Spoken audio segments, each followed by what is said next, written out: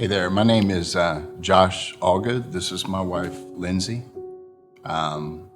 We are proud members of Grace Church here in the Woodlands. On Sunday, October 24th, I had just ran a work appointment and I got back home and I received a call from the Conroe Police Department.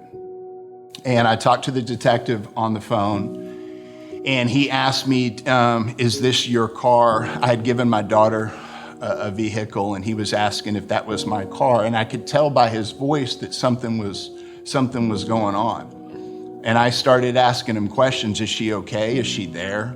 Has she been arrested? Was she in the hospital? Was she in the hospital? She never gets in trouble. So I was just trying to get some information out. And then at that point, he wouldn't tell me over the phone what was going on. And then my heart sank. It sank. I got in the car. I called my best friend, Rob, who then contacted another friend of mine, and they met me up at the police department. And as soon as I walked in and I saw the two detectives' faces, it was bad. It was bad. And, one of the things is on the way there, I was praying that she was okay. But I knew she was gone. I just felt it, I felt like she was gone. And then when I got there, they told me what had happened, and it was like my ears started ringing. And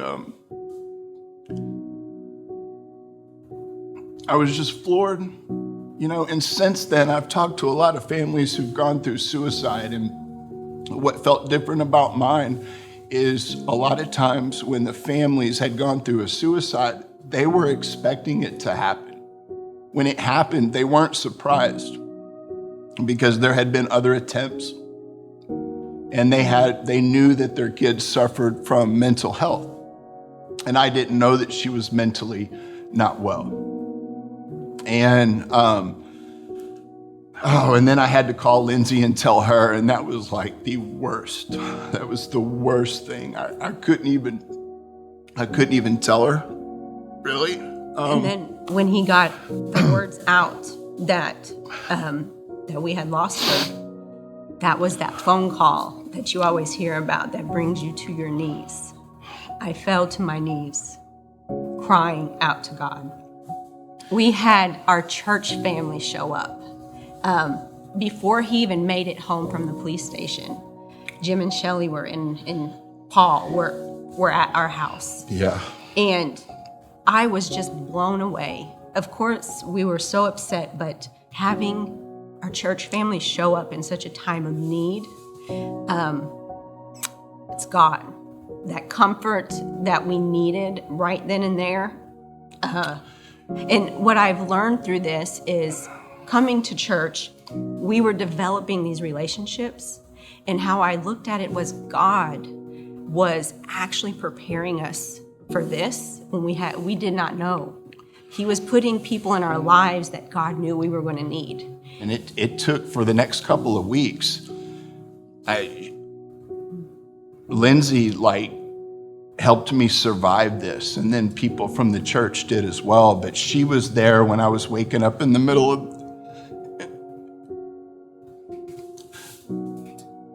We had a lot of help. With dreams and stuff. Yeah. Yes. At the time, I didn't see how life was going to, how we were going to get past this. Because when you're in the midst of that, you don't see things being getting better. Yeah, I couldn't. I'm in recovery. I had just gone to one of my recovery meetings, and I was having a really, really bad day. It was on a Sunday, and I didn't know what to do.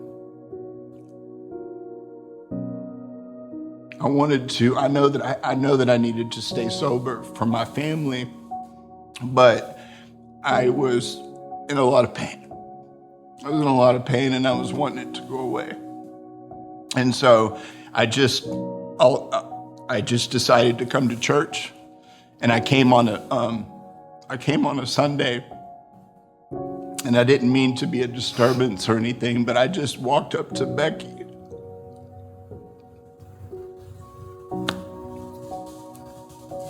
And she just knew. She knew. That you were in complete despair. She knew I was taking it all on myself. So I went to just to talk to her and come in here and tell people where I was at, and I felt better. I started to feel better, and I started to feel not alone. And since then, there's these, I don't really believe in coincidences anymore. There's been times where I've been in the car by myself and I'm having a really tough time. Maybe I had to pass my daughter's job on the way to an appointment, or just something comes up that reminds me of her. And I would get random text messages from Becky checking up on me. Everybody here at this church has been here for me. They're always a text message away, a call away. I just want people to know that there is help out there. They can come into our church. They can come here and meet a whole new family of friends that can support them, that can encourage them, that can build their confidence. I just use my daughter, Alasia, as an example. How many other Alasias are out there that could find a home?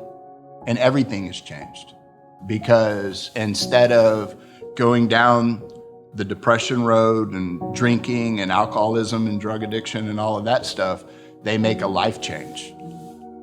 And we're able to do that because of Cornerstone and the partnerships that we make with our church family, where everybody has kind of skin in the game and they're all wanting to do the same thing. I think that's what I try to, for myself, that's what I try to focus on and think about when we're writing checks and we're doing things. Is just bigger picture. We are here for God to use us, stewards of God. What do you want us to do because everything we have is God's. Yeah. And we always are praying, just direct us. And we just feel in our heart that this church is going to be a big part of our future generations in our family. Cornerstone and brokenhearted people is like one and the same to me. And I want to help those people. Every dollar that we put in towards this campaign is just directly going to that. We want as many people as possible to come here because God is here. God's here in this building, and he's here with these people. And we want the brokenhearted to have a place to come.